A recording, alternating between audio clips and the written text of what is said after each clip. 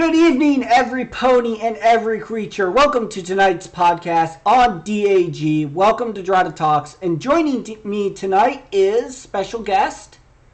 Hello, I'm Misty. I play games with Dratta sometimes. Sometimes. I feel like recently it's been almost all the time. Fair enough, yeah. Well, welcome back, Misty. We had a fun little game last week that we decided to record on Misty's channel. Mm-hmm. Didn't we? It is about an hour and a half long. It's been streamed there through YTG, so it uploaded automatically. So you can see the chat on the side with just one person making jokes the whole time. Wow. But it was 3 games total, so about 28 minutes each, probably. And yeah, that seems about right. And we are going to go through the deck lists that we've used. Yeah, and who doesn't like deck lists? I'm sure someone doesn't. I'm sure there's someone out there in the CCG that's like, oh no, another deck list. What do I do? Well, starting off, I think that a lot of these decks, we were trying to figure out which deck Misty wanted to build for his first deck. I think we just confused you more, didn't we, Misty? Pretty much, yeah. All right. Well, not more, just it didn't go down. Went up? We didn't move backwards, we just didn't move forwards. Fair enough. Well, first up, let's go ahead and look at Scootaloo Blue Yellow. Now, this is a deck I constructed back in December or November. I think it was like November. Right. I actually built this deck before the release of Friends Forever. All right. So this was built originally with all the spoilers that had came out for the set. So there's several cards in here that were actually released before the set, and that's how this deck came to be. And it's blue-yellow. It goes fast.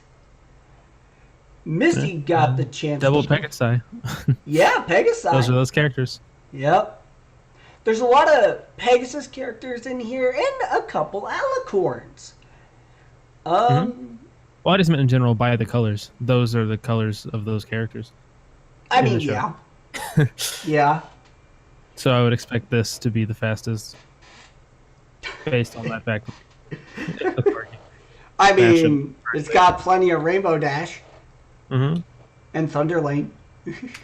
Correct. So you got to also play with this deck. What were your thoughts on it, Misty? Well, mainly I was just trying to read up on the yellow cards because I'd never actually played yellow previously. I mean, I had random Mage Meadowbrooks scattered throughout decks and stuff, but I'd never actually just played yellow.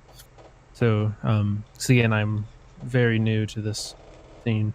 So I mainly spent my time reading these. I really liked the Cloud Chaser and Flitter because when I played previously, I used Cloud Chaser in every deck because there's not really a reason not to. There's no requirements, and you get -1 AT on friend plays, which is fantastic. But that's not allowed in core, so to see the alternative, which actually is better, that was a fun card to use, I thought. And then the rest of it was just a normal blue aggro mixed with yellow schemy things. Yeah, Day Shift can be a huge problem for a lot of decks to deal with, and Daybreaker on top of it all just gives you such good point acceleration. Man, Celestia seems to do a lot of work in this new set, or this new format. Mm-hmm. More than she actually does in the show. Yeah. Literally anything. Yeah, right? Oh no, she fought Vines once for 3 seconds. I think that's the biggest contribution she's had so far. Besides making pancakes for her dear sister. True. Just to show that she cares. A little off topic, but I've always enjoyed blue-yellow. I played it during the last meta, and the newest set gives us Cloud Chaser and Flitter and Chillax, which gives us huge bonuses to Scootaloo, Night Gliders. A lot of the staples in blue for blue aggro are gonna be Pegasi. And that's why I think that Chillax, Rainbow Dash and Fluttershy Chillax and Cloud Chaser and Flitter are so important, because it gives blue-yellow the power now that it didn't used to have. Kind of reminds me of sliver decks in MTG. As you play something and everything gets buffed. Exactly, yeah.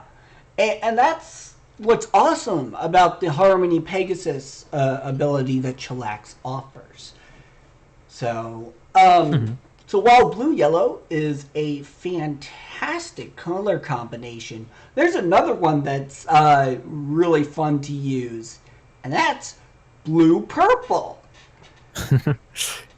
So this was the deck I recently started creating, just because those are the colors I think I would like to play, and those are the characters I enjoy.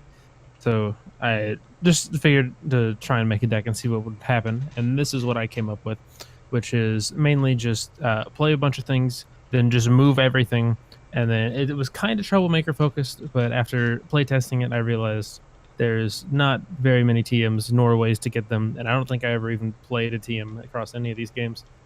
But yeah, it kind of doesn't really know what it's doing. Like, you can see there's 3 portals in there for booping certain characters. But I think I also removed some of the characters because, like, I wanted to make it to where half the characters could move and half the characters would be replayed. So I could, no matter what cards I had, I could constantly get some sort of benefit out of it for 2 different types of things. Because you don't want to, like, make your deck completely about one thing all the time, because if that gets countered, then you can't do anything. But you see, like, if I have First Mate Mullet, when this card enters play, you may move up to 2 of your characters. That card's great. You can portal that, and then you can just keep moving things constantly. That kind of thing. But then also I have cards like Zeroed Out. When this card enters play, search your deck for a TM, put it into play face up. I can portal that and keep fighting troublemakers. That's kind of what I was going for, but it just seems a little too separated. They don't mesh together well, so I'd need to rework this deck if I were to use it again, I would think. Yeah, and maybe some things that you can focus on. Like, I have a blue-purple deck, and what I focused it around is the purple is for AT generation, while the blue is for aggroing. So it's more of a aggro-style deck, similar to blue-yellow, except what it does is that it focuses around things like Pegasus Chariot, Daring Do, you got Twilight and Spike Ultimate Organizers, which gives you immediate speed, move one of your characters and an opponent's character and an opposing character. And it's very fast. The portals are great when you're actually relying on interplay abilities, and you have some interplay abilities here. You got Rainbow Dash and First Mate Mullet, you got Magical Pony, you got Zeroed Out. But previously I had more cards similar to those. And also, instead of a Rainbow Pirate, I had a, was it just Loyal normally for moving things. So I had, initially I started to make it more of a portal-based interplay thing. And then I slowly started changing it out, and I guess I just didn't realize that I still had a little bit left in there that wasn't worth keeping on its own. It's like, just now alone, if I were to swap out Zeroed Out and Portal for, like, the one card you just mentioned, the Twilight and Spike moving things, and then maybe, what's it called? Cover to Cover, I think, for AT-Gen. Because I only have 3 AT-Gen in this deck, aside from Daring Do, which doesn't get much use because I don't have enough TMs. But yeah, and if you really need movement, you have Pegasus Chariot. Another good card for this deck is Read the Manual, which is a 3-drop, 3 blue, 3 purple rack, 5 power event that when you play it, you banish it, and then you get 5 AT for 3. Oh, wow. Yeah. So some players don't like that you only gain 2 AT, but you'd be shocked what you can do with 2 AT in a blue deck. Oh yeah, of course. Yeah. Any AT is worth it. Oh yeah. Yeah. So these were the two decks we used in the first game. Yes. And as expected, blue-yellow came out hard. Yeah, I think you got. I'm just scrolling through the VOD right now. I am 6 minutes in, and we didn't start immediately. We started about 4 minutes in. You already have 2 points, and you have characters set up to get points in your next turn. And I'm just now confronting my first problem at the point I'm in. Yeah. Yep. Yeah, and that's, that's that loyal pony with Scootaloo move on Concerning Cutie Mark, which is a really common start in the aggro matchup. A lot of times Scootaloo players will start with Concerning Cutie Mark, hope they draw a loyal pony, use loyal pony to boost Scootaloo turn 1, and then, they're gonna go after your opponent's problem next. And the idea is to double confront as quick as possible. Yeah. Yeah, and then you added your day shift in immediately and just cycled around. Yep. Yeah, day shift came in really quick, and it was just, once you get Scootaloo, day shift, and all that going, it's really hard to slow down blue-yellow. Because we're like 11 minutes in, and I'm at about 12 minutes in. I'm at 9 points, and you're at 4.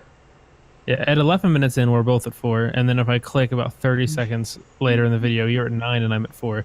Yeah, something like that. Yeah, it's blue-yellow is a really fast deck. It was designed to be really fast, and the thing that blue-purple has a hard time doing is keeping up with things like day shift. So generally, like, Rutherfords would be nice in this deck because they're immediate and you can stop your opponent's day shift triggers with them. And that would work well with Portal too. Like, being able to portal a Rutherford is a really good move because it allows you... I think your blue-purple deck just needs to have more Frighten and more AT Gen. Yeah, as discussed. And I was actually, of course, looking at Rutherford because he's very common in blue, and I honestly don't remember what I was thinking when I decided not to put him in here. Like, I have Spike Festival Assistant, and like, I don't really know why. It's, I mean, if you move a bunch, that's fine, but you have to dedicate a lot of time into that card when you could just put that time into playing something as already as powerful as it would be in one turn instead of building it up over time. Yeah, and Pegasus Chariot is really good with Pirate Rainbow Dash Pony Pirate is really good with Pegasus Chariot because it's 1 AT to bounce it around a lot, and you can board frighten your opponent with that. Pegasus Unless Chariot, they played Twilight, in which no one gets frightened, which happens to me all the time. Well, we'll get to Twilight here in a moment. So, any other thoughts on this blue-purple deck in that match? Because that match seemed very straightforward. And it was exactly... We just... Based on our descriptions of the decks alone, you could already assume... You don't even really need to watch the game. You can... I mean, it was like... How long was it? Like 20 minutes, maybe? Which is pretty quick for a card game. Yes. Like, you can see blue-purple, like... It did not work. Like, it played okay. It just was too slow, and despite having purple, it isn't control centered at all, which is what purple's normally supposed to do. Like, again, with like frightening to help blue frighten, but at least that's what it could be in control mindset for this sort of thing. But it isn't, so that didn't happen. Nope. And it's fine. We all live and learn from our deck constructions and fails. And the next deck we're going to look at is... Okay, so this is a deck, the third deck we're going to look at. It's hard to explain kind of what this deck is. It's 4 colors. And 4 colors... Dragon aggro, I would say. I mean, you're not wrong, but you're also not technically correct. It's hard to explain this deck, because we're looking at it and we see a lot of control tools, but we also see a lot of aggro tools. I think most players would think that this is a mid-range deck, but it's really, I built it to not be mid-range. I don't recall you doing. Oh, sorry. You continue. Go ahead. Finish. Oh, it's gonna be based off what you say now, because that might change. Oh, okay. I'm thinking about it. So what I decided on this deck to do was to either play the control game when it needs to, or play the aggro game when it needs to. It was never designed to do what a lot of mid-range decks do, which is when they play a card, usually they're trying to control the board state while they're aggroing. This has to choose between either aggro or control at any one time. I've made some sort of deck with that mindset. I don't remember which one it is. I don't want to dig through a bunch. Right now we're kind of doing something else, but I definitely do enjoy that style, that kind of all-around thing. Like, you don't excel at anything, but you have a solution for everything. Yep. The best solution, but there is one. Yeah. Well, this deck was a massive collaboration between me and another player named Colorado Contraptions, who's been on my podcast before. And this deck, one of the other concepts too, it's in 4 colors that you never see combined together: purple, orange, blue, yellow. These are 4 color combinations that aren't common. And it's very good at getting friends out. Very good at that. You got your flash entries. 2 less for any of the alicorns in your deck is great, because you got Daybreaker, you got Cover to Cover, you have Day Shift, you have Try Twice, or Twilight, Sparkle, Endless Friendships. You got Twilight and Fluttershy's. So, you have that, but then you have Spike, Fight and Flight, and Caldera for control, along with some troublemakers for them to work with. I remember playing this, and I'm like, okay, this is some weird Alicorn aggro deck, and then all of a sudden you just play 2 dragons, and then you do a dragon-based ability. A Harmony Dragon, which boosted Spike, which he also had Stubborn, and then Caldera also had Stubborn because your problem, and all of a sudden it just completely changed, and I wasn't really sure what was happening. And then at this point I was using a deck we'll talk about next, which I don't know, we'll get there. We will. Yeah. But it was just weird to see you instantly flip instead of moving in, which is, again, as you stated, you wanted to flip between, which I don't ever see anyone else do that, so I wasn't expecting it. But it does require that balance between when to know to play the aggro game, when not to. Something I do want to point out here: Endless Friendship and Falling Rock Zone is a combination that is just totally devastating to control decks. Falling Rock Zone, which one is this? It's the one that gives all your friends persistent. Your friends there have persistent, and Twilight says they can't be frightened, so they just don't leave play. So it's like you have complete immunity to anything like old money, or you have immunity to like old money, to belly flops, to food fights. Anything Pink wants to do, it can't do. So I don't ever see Pink played like at all. Like it's played a lot more. That I played besides, I think Celestia. I've seen a lot of Pink decks. Like I've seen a lot, and it's actually a really common color that you'll see in a lot of decks. I just don't run it anymore. I had my time with Pink purple. I'm tired of that style of play. But yeah, no, this deck has a lot of answers to a lot of control decks by protecting its friends and by removing those very key abilities with Limestone. And then you just have a lot of AT acceleration, a lot of free friends. You know, you just play stuff for free. And then if you need to control the game, you can. But you know, so overall, it's an awkward deck that we just don't see too often. Yeah, I really like it. I do too.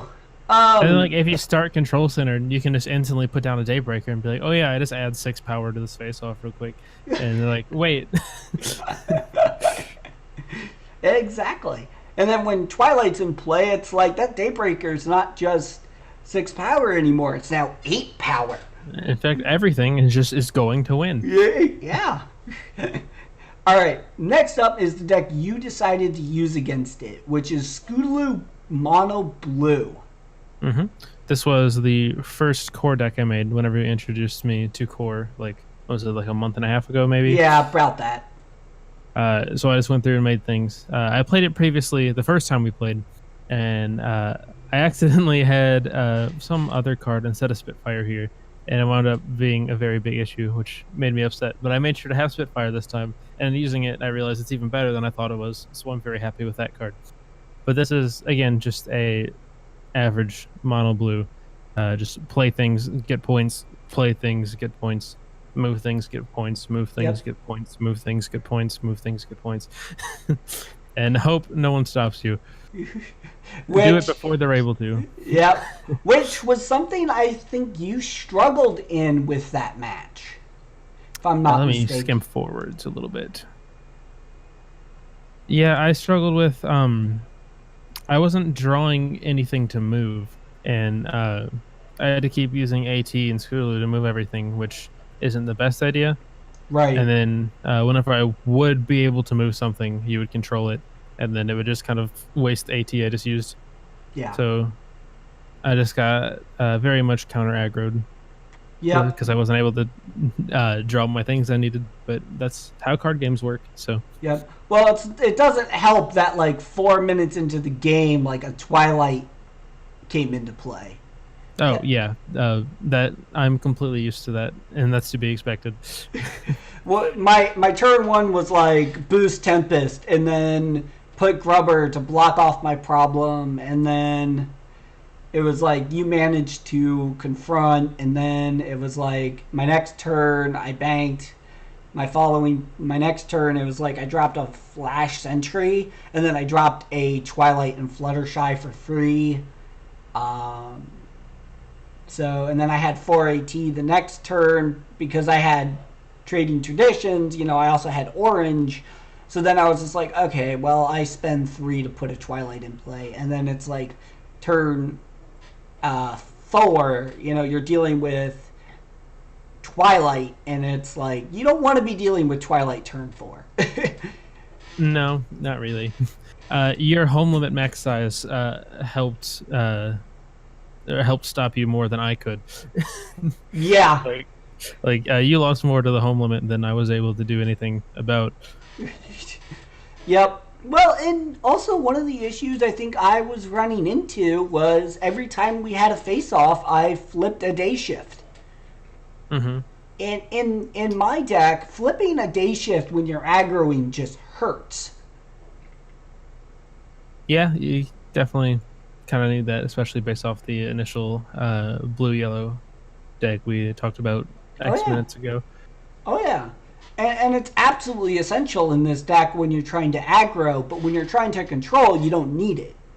Mm-hmm. You know, but what you really need are the day shifts to start aggroing. I'm actually thinking if I do go to next month's Store Championships, I'm thinking of bringing this deck, which I think will be fun. I think you should. I think I should too.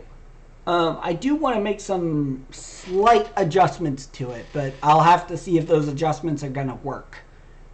So, but overall, that game wasn't nearly as straightforward as the one before it, and it was a little closer, too, was it not? I'm trying to skip to the end. My page keeps overloading with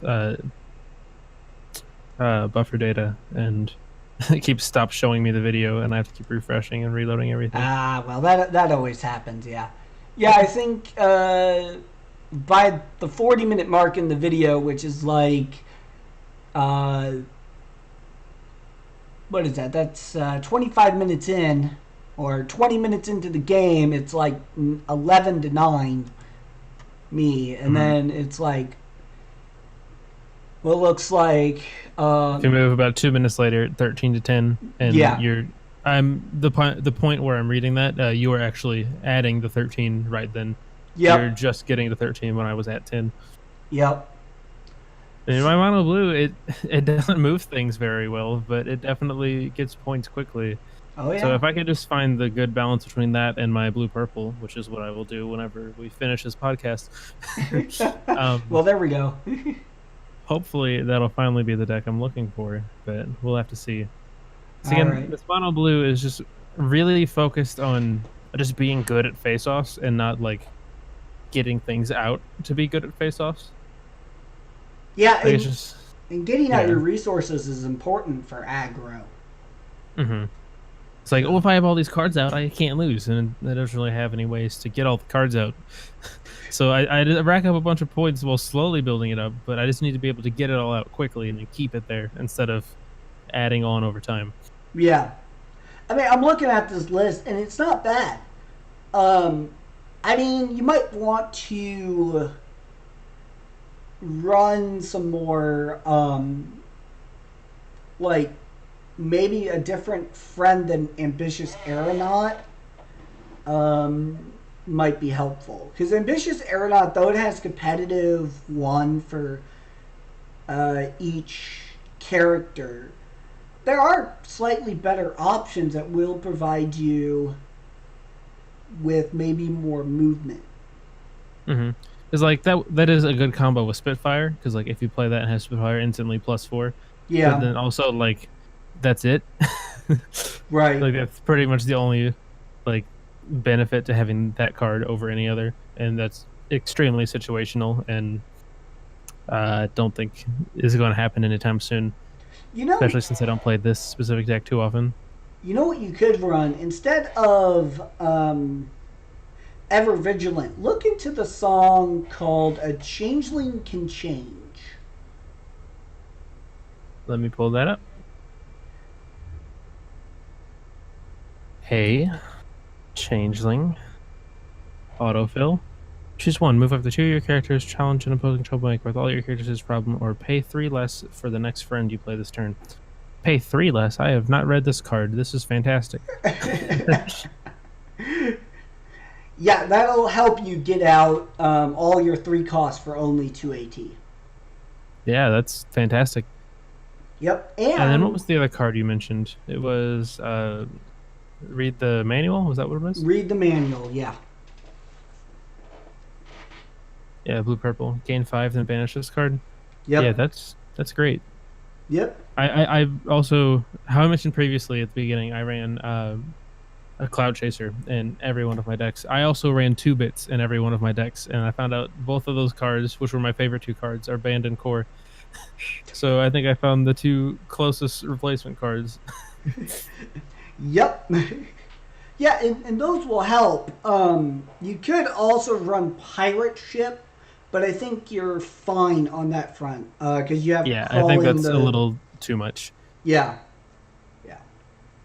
Well, and then we got into our last game, which was you wanted to use my blue-yellow. Correct. And I decided to use a deck. Now, we've talked about this deck probably way more than we probably should. My farming deck. Mm-hmm. The concept of one friend in the deck. I mean, I think that's perfectly fine. If you read AJ Captain, I mean, just reading that card alone should give you the idea for this entire thing that you could just have one friend. Yeah, it exactly. Says, choose a friend, a resource, a troublemaker. You play that, you board wipe everything. If you don't have anything to wipe yourself, you just board wipe the opponent, and then you just fight things with your main, like you move back and forth. I mean, I don't Yeah. see too many big issues with this. No, it's been a very solidly built deck for the longest time. I don't want to spend too much time talking about it because we've talked about it so much.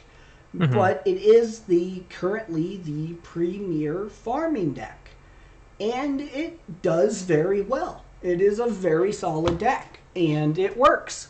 So there is that. So how'd that game go, though? Let me go back through. I am seeing currently, because how I dealt with it the first time we played was I used my mono blue we just discussed for the first game, and I was 1 AT from getting it. I almost got you down, and then I had the one card instead of Spitfire, which would have got it. So I think on that case, I was able to just get out there because you weren't able to get any troublemakers. And the second game, I used a deck that I made specifically to counter this deck, which was just to constantly remove your troublemakers, because what you do is you just beat troublemakers yourself and then gain all the points for it. So with that in mind, I had to realize for this game with your blue-yellow, I had to do something different, which luckily it had a bunch of dilemmas in. So I started using those to try and get multi-problems face-offs to get rid of your troublemakers, because that's the only way I could really get around them to stop you from getting them. Mm-hmm. However, I just kept making small mistakes, and because I'd never used dilemmas before, and I wasn't able to properly do things the way I wanted to, and I wound up doing all right. Let me scroll to the end here. Yeah, I see it's 10 to 12 at about an hour 20 in. And I have a bunch out there, and I have all my cards out. I know things I'm supposed to be doing. I have day shift. I have all this kind of stuff moving around. I'm just not able to perfectly prevent you the way that I was wanting to with this deck. Yeah. Which also isn't what this deck's meant to do. This deck's meant to be aggro, and right. Kind of shows how your deck you used deals with aggro. Yeah. Well, and the other thing too, I was looking at the beginning here. It's interesting that you paid 2 to move Scootaloo. You know I'm running a farming deck, so you know that I have to pay 1 to put my troublemakers face down at the very beginning of the game. So what you could have done, instead of paying 2 to move Scootaloo, what you could have done was at the beginning of the game, pass the turn, save your starting 2 AT, then I would have paid 1 to play a troublemaker. Then on your next turn, you could have dropped Greta, and that would have given you the boost on Scootaloo. What time are you at? I'm trying to find it. Roughly 47. Oh, this was a long game then.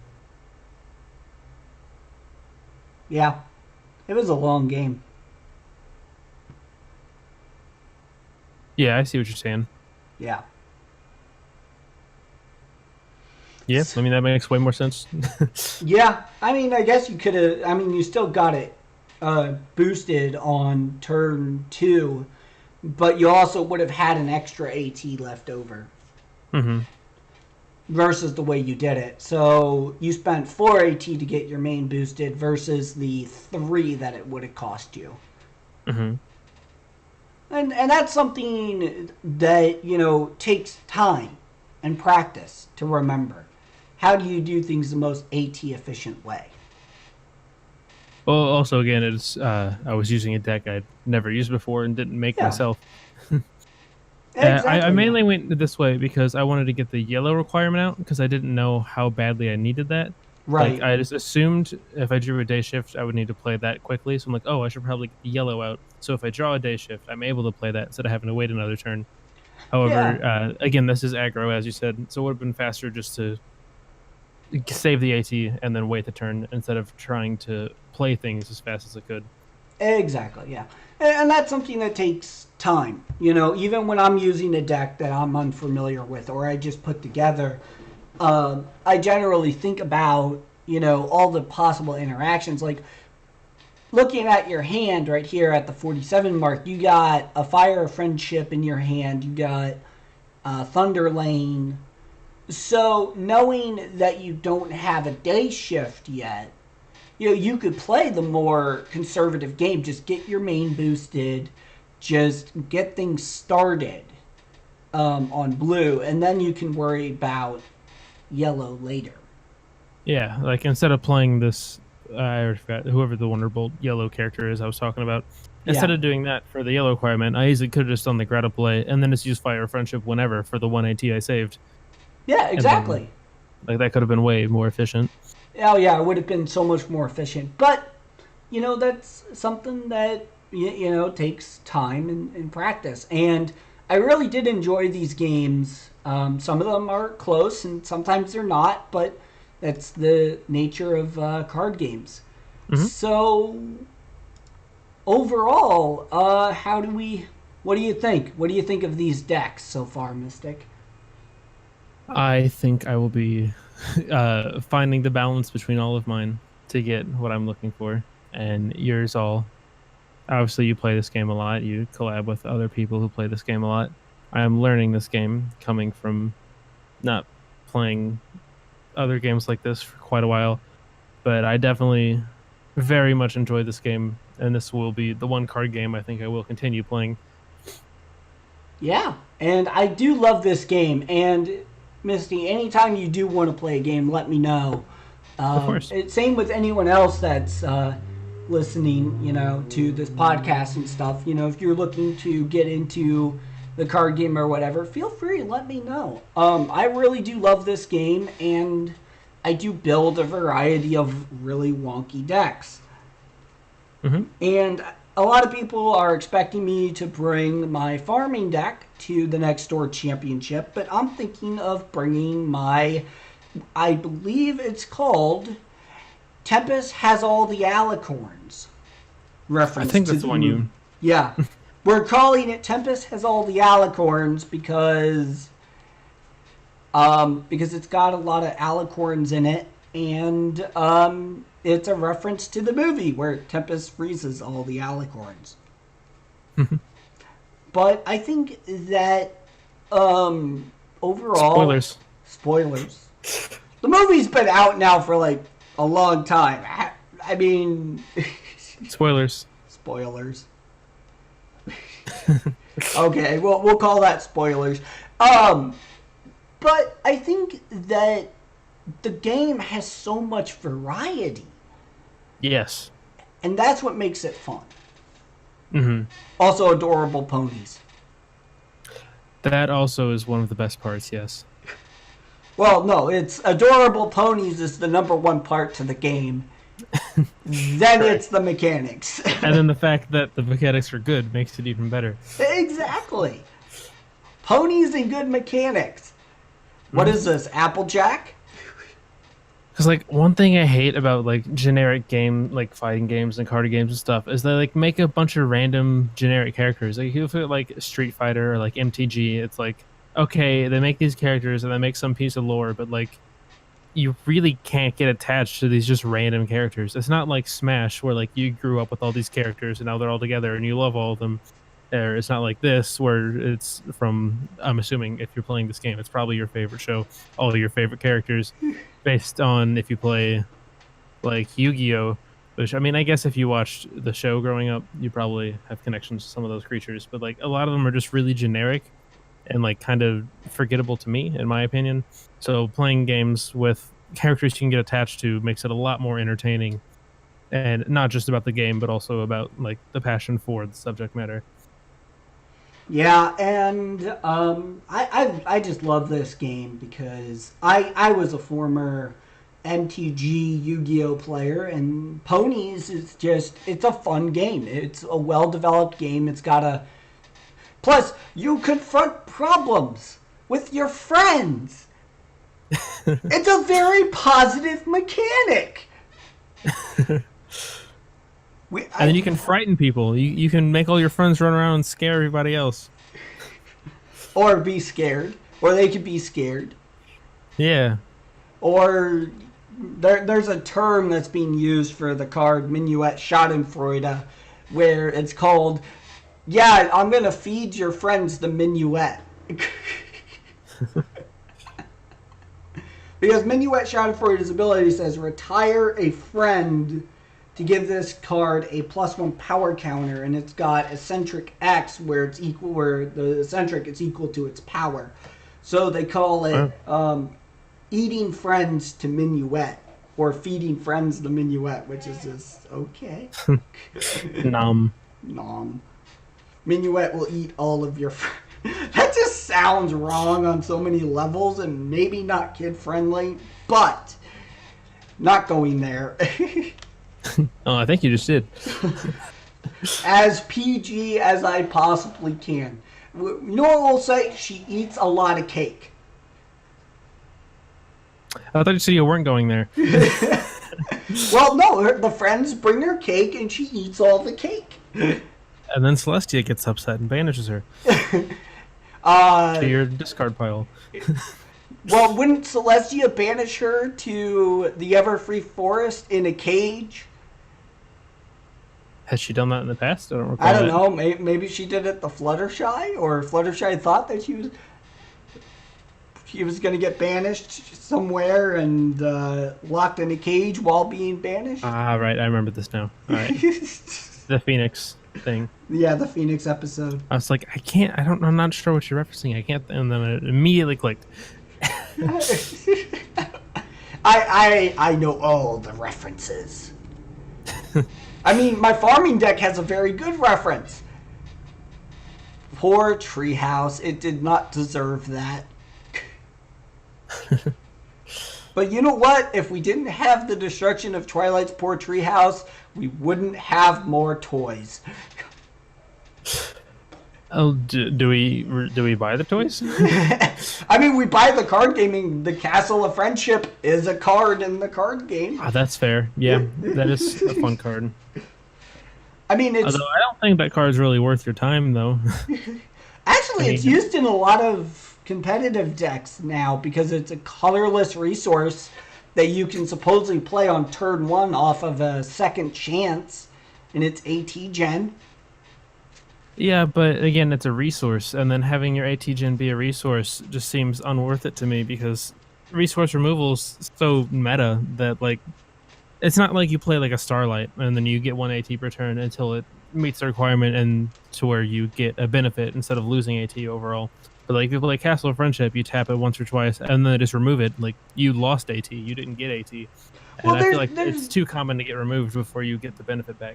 There's an interesting thing about this game that we all talk about with resource removal, and it's the idea that we always talk about how the moment you start playing a resource, it's going to get removed as soon as you play it. That's only if your opponent manages to draw their resource removal and has the color rack to play it. But with Castle of Friendship, it doesn't have to be the second you play it. It has to be within the next 3 turns to be able to, like, if you play it and then I kill it 3 turns later, you still lost AT. You have to have it for 3 turns to meet back what you used to play it, and then past 3 turns is when you start getting the bonus. So yeah, having that, I've always viewed it as, you know, okay, I played it. Next turn, I'm gonna get 2 AT. Now I'll have 3 AT next turn to work with. Past the turn, I get 3 more AT the next turn, and then the turn after, you go to remove it. Well, I'm at 8 AT, and it's 3 turns later. I'm not sure I entirely follow what you said. Okay, it only gives you 1 AT per turn. Yes, but you also get AT at the start of your turn. So the idea is that if you can save up that AT you gain off of Castle of Friendship instead of using it, if they do remove it to where you don't get back its benefit, the advantage is already gained. And that means that on that turn, after they remove it, you have so much more you can do, and that could be like to catch up on points or to DFO. So even though cover to cover takes 2 AT to play, its benefits to me isn't necessarily always in its AT gain, or it's a lot of it is in its meticulous. But once you already start gaining an additional AT per turn, you're already building an advantage. Whether or not you pay off that card, 2 extra turns with Castle of Friendship is enough to gain the advantage. Or if you just didn't play it, you'd have even more. I mean, sure. But then, also remember what happens if because most players will run about 5 pieces of resource removal. That's 5 cards out of a 45 card deck. It's a 20% chance to draw one every turn. It's a 20%. That's not low. That's not low, but in a card game, when you're drawing 1 card per turn, if you don't... I just think that it's worth the risk, even if it doesn't pay off. Well, that's the whole point of card games is... Exactly. Risk. Yeah. Nothing ever risk-free. I never really looked at it as my AT as what kind of AT will I have 3 turns down the line? Will this card stay around till then? I don't worry about that. I worry about the benefits the moment I play it, because if I spent the whole game, I always say this to everyone, if you spend the whole time deck building or, worrying about what's going to happen in the game, if you spend too much time worrying, you end up with making a move that later down the road you're going to regret that you did. Sometimes you just take the risk, is what I always do. I just take the risk. I play it and say, if this doesn't work out, it doesn't work out. Because the way I figure it is, if my opponent's going to remove it, they're going to remove it. But what I'm not understanding is you're saying if you play it, you immediately get the risk, or you immediately get the benefit, or some sort of benefit, before it even meets up to the 3 turns later requirement. I'm not sure how that benefits you at all, because you could just not play the card and then have 3 more AT. Well, so you're saying, like, if you play the card, tap it for AT, wait a turn, tap it for AT, then you getting an extra AT per turn is an advantage, which is true. However, you spent 3 to do so. If you're saying you get 2 AT out of it, but you played 3 to play it, you're saying, sorry, I'm getting all my words all mixed up. That's fine. No, my point is, Misty, is there's a risk, of course, of playing it. If it doesn't pay off, it won't pay off because my opponent would have removed it anyways. But at the same time, if I don't play it early on, I might not get the benefit long enough. So the risk is that you say, okay, I'm going to play Castle of Friendship. Turn 1. Because I have second chance, I have 3 AT, tap to gain an AT, pass the turn. My opponent's like, well, I got other things I need to do. I'm not going to worry about the Castle of Friendship for now. And then they just let it slide. The next turn, I'll gain 2 AT, and then I'll tap it again for an action token. Now I got 4 AT. And then I'm like, well, I don't know if I want to rush into anything yet, so let's go ahead and save this for... And then they're like, okay, well, I'm going to go ahead and remove it. The way I view it is that they were going to try to remove my Castle of Friendship regardless. But if I didn't play it, what happens if they don't play a resource removal for 5-6 turns? That's 5 to 6 turns with an additional action token. Especially if it's in a color combination that doesn't have access to cover to cover or Starlight Glimmer Guidance Counselor. Yeah, but at that point, you're saying that's fine if they got rid of it. However, because you have 4 AT. However, if you didn't play it, you still would have one available, and you would have 5 AT. Yeah, exactly. Which is what I'm saying, is why I'm confused. I mean, I understand the fact that you're getting their resource removal out of the way, which is good. Yeah. However, and honestly, I'd rather them remove a Castle of Friendship than a Staff of Sakanis. Oh, completely, yeah. I mean, it's both resource removal bait and AT advantage.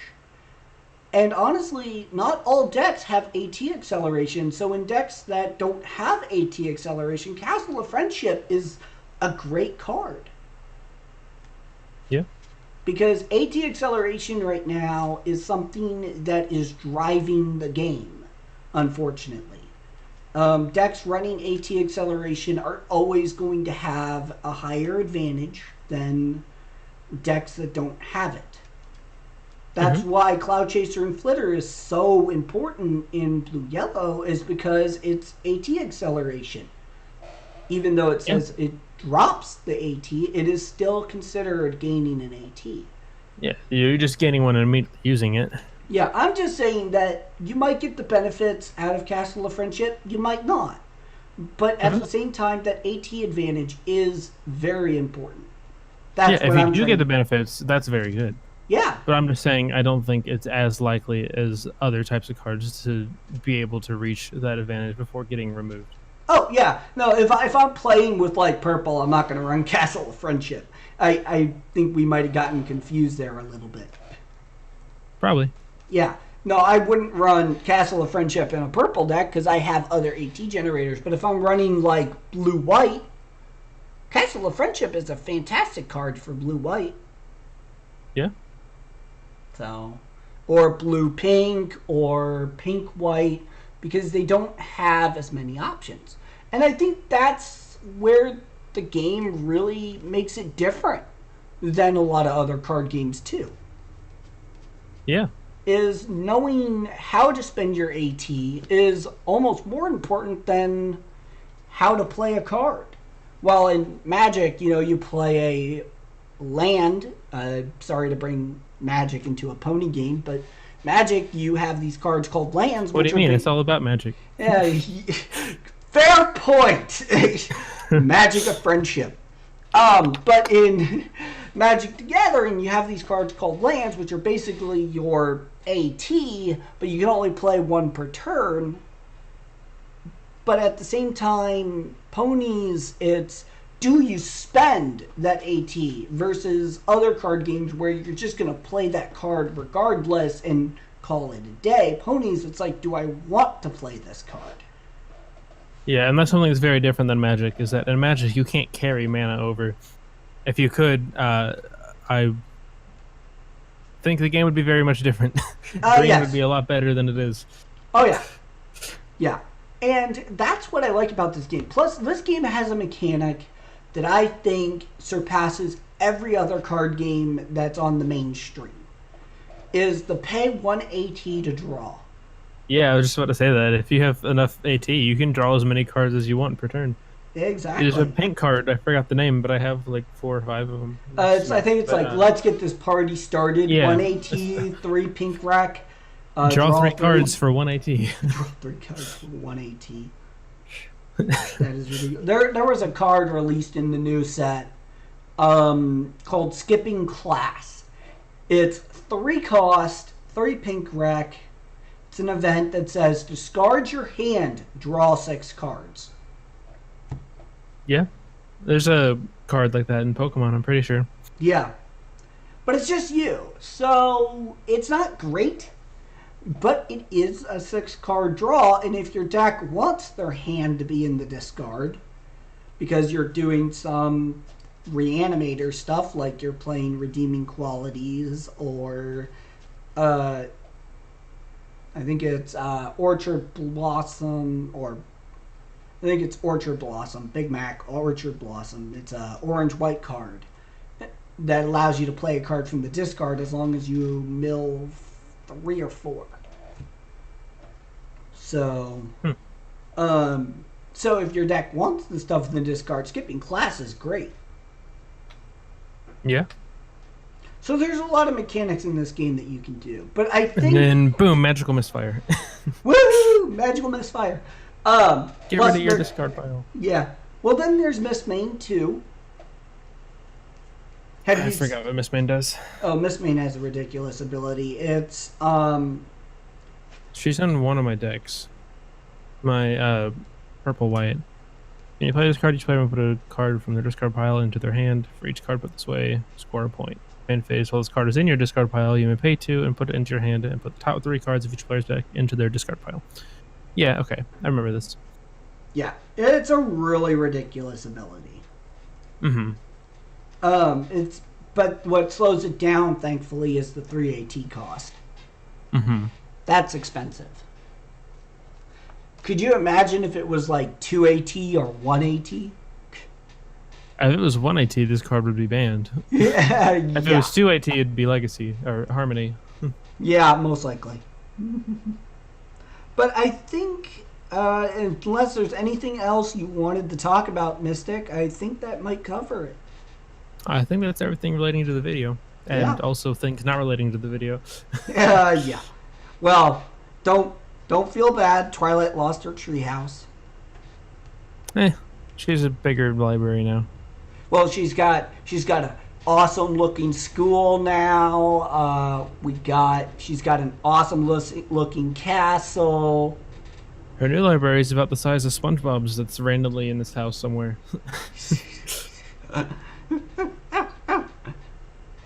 In fact, they look pretty similar. Well, It's giant stone walls. Yep. Well, and Twilight is, definitely up there for having. I don't know how the money system works in Equestria. We'll just say that she's wealthy. There we go. End of story. It's bits, so I'm assuming a similar currency to what we have now. But I'm not really sure. She's know. never worked. She's just been in school forever. I don't know. Like, does she get paid to go to school, or does she collect taxes? You know what? It's the tuition.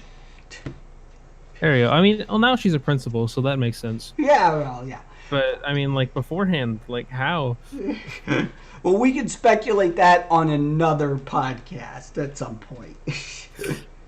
Fine with me. Fine with me. Anyways, guys, if you like the craziness that is Misty and Dratta, please subscribe to both of us. It helps us out a lot. And as always, guys, this is Dratta Arcana. We'll see you guys on the next video. If you're looking to contact me, you can contact me via dratta.arcana@gmail.com or Dratta Arcana Gaming on Facebook. And if you're looking for this and any of the content related both to this part of the podcast and the actual game, check out Misty's channel. And as always, guys, this is Dratta Arcana with special guests. Me. Yes. Is that how you're going to end this? Yes. All right. Well, you just kind of did it for me. Oh, well, I'm sorry. Yeah, well. No, that's fine. I'm just telling you. Yeah, all right. So we'll see you guys next time with myself, Dratta Arcana, and me, a.k.a. Misty, and we'll see you guys in the next video. Take care. Oh, hey, that's me.